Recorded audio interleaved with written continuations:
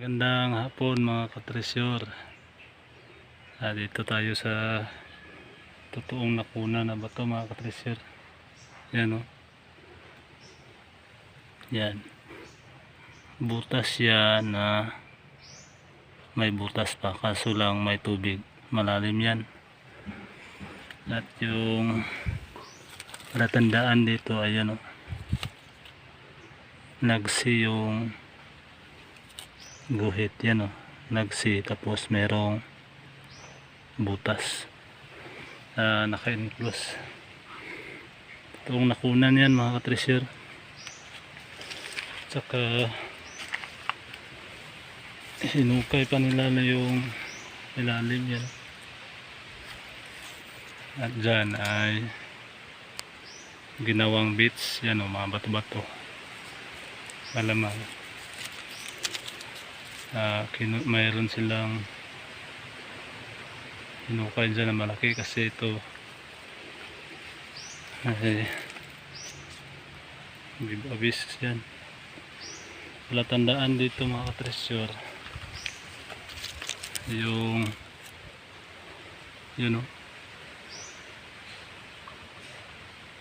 yan yung napakalumang kalatsutsi, bulaklak yan mga katresyor.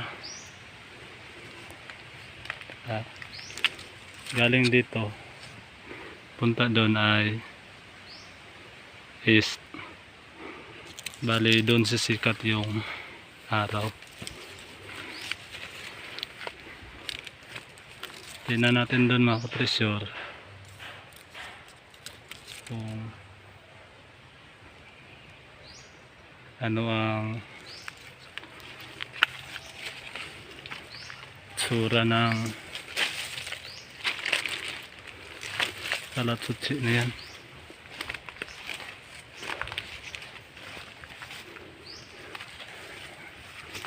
Napaka luma na ng puno yan mga katresyor.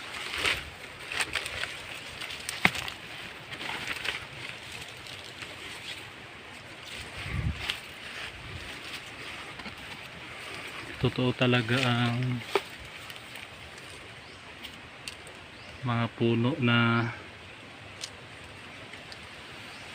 palatandaan.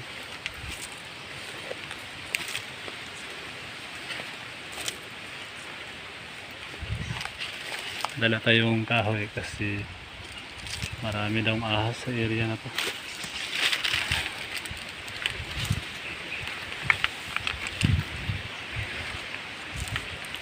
Yan o, napakalumang puno mga katresyor. Tapos dalawan yung sanga niya, yung isa ay papunta doon, itong isa naman ay nakaturo doon sa nakunan.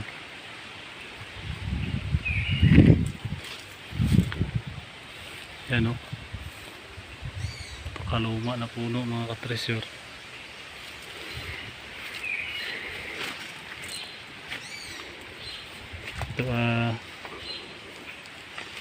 Itong lupa na to ay binili na ng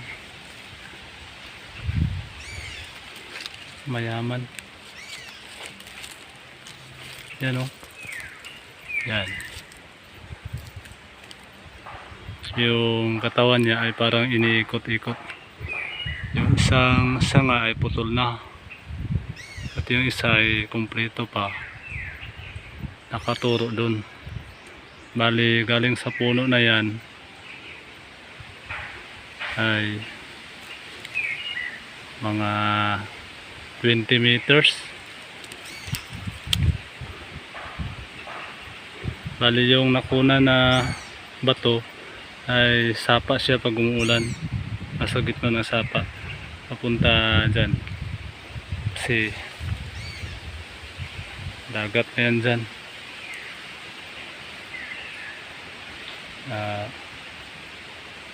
Mga 35 meters dagat na yan o mga katresyor. Yan o, baka mayroon kayo nito ay puntahan niyo, ituwid niyo yung papuntang west. Baka mayroon kayong matagpuan na sa loob din ng bato nilagay. Ano, dyan mayroong naghukay kaso hindi natuloy kasi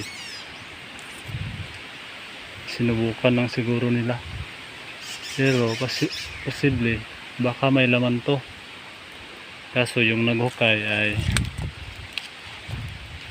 ninakaw lang yung paghukay nila. Tingnan natin doon sa baba ng dagat.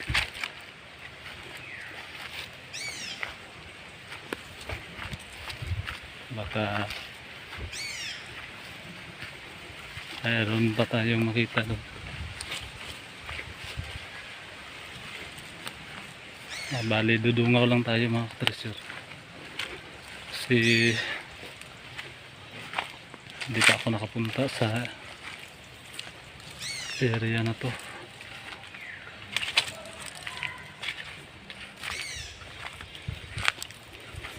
Tingnan lang natin dito kung anong meron. Ito mga ka-treasure, merong lumang tugas yan, no? Baka may laman yan.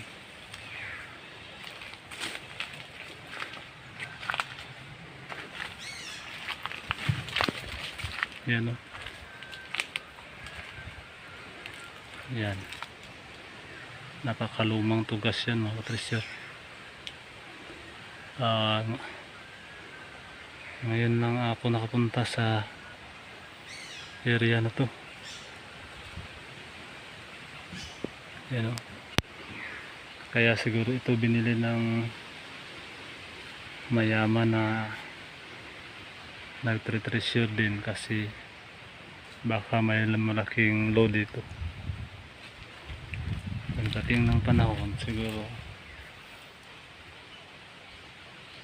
kukunin na. Yan, o. Napakalumang tugas mga ka-treasure. Siguro may laman sa butas na yan. Yan, o. Mga 3 tao siguro magpaikot dyan, saka lang yan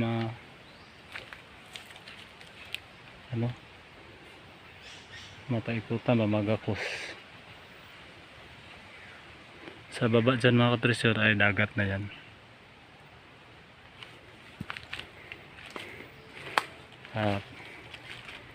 Positive pala ang area na to kasi marami nang nakakuha dito.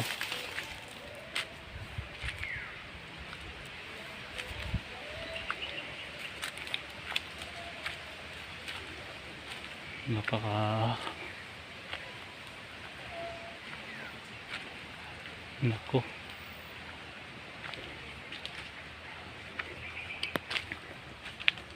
yan o mga treasure, yan o, merong yan o,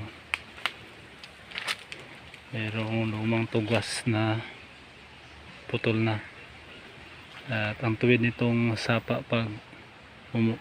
pag umulan ay nagiging sapa yan. Ayun, doon tayo galing, yun o, doon yung nakunan. Bali galing sa tugas na to ay mga 30 meters. Doon yung nakunan sa loob ng bato. Sapa pala to mga ka-treasure. Pag umuulan yan, yan yung tuwid niya. Malamang may malaking binaon dito.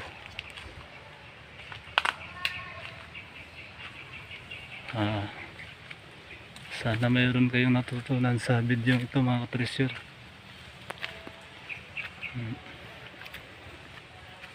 Yung puno ng kalatsutsi, bulaklak yun, sabi nila ay sa Japan lang daw yun na makikita ng bulaklak. Galing sa puno ng bulaklak, kalatsutsi, papunta kayo ng west at hanapin nyo doon kung mayroon bang mga bato. Tsak kung positive ang mga punong nasa lugar nyo ay mayroon yang nilagay sa mga bato o binaon. Kasi katulad din to ng vlog ko na lumang baliti, nasa east yung baliti at ang nilagay ay sa west.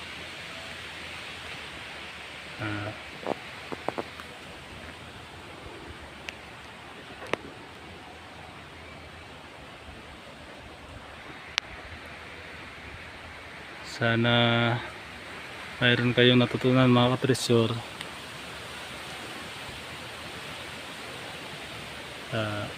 Sa mga bagong subscriber, maraming salamat sa inyong pag-subscribe. At sa mga hindi pa nakapag-subscribe, sana po ay tulungan niyo naman yung muntik kong channel. Like and subscribe kayo para maging updated kayo sa mga ibabahagi kong video. Yan o mga ka-treasure, mag-isa lang tayong nag-explore. Ibabahagi ko ang mga napuntahan namin na totoong nakunan para magka-idea naman tayo o kayo sa mga nakikita nyong mga puno, yung mga lumang puno mga ka-treasure. Baka mayroon kayo dyan, subukan yung tuwirin yung papuntang west, mga ka-treasure. Baka mayroon kayo dyan kaparihan ng sit up ng paglagay nila sa mga binaon. Yan, dito yung puno, tapos yung sanga niya ay papuntang east at yung papuntang west ay doon mayroong nakunan. Maraming salamat sa inyong panonood mga ka-treasure. Happy treasure hunting sa ating lahat.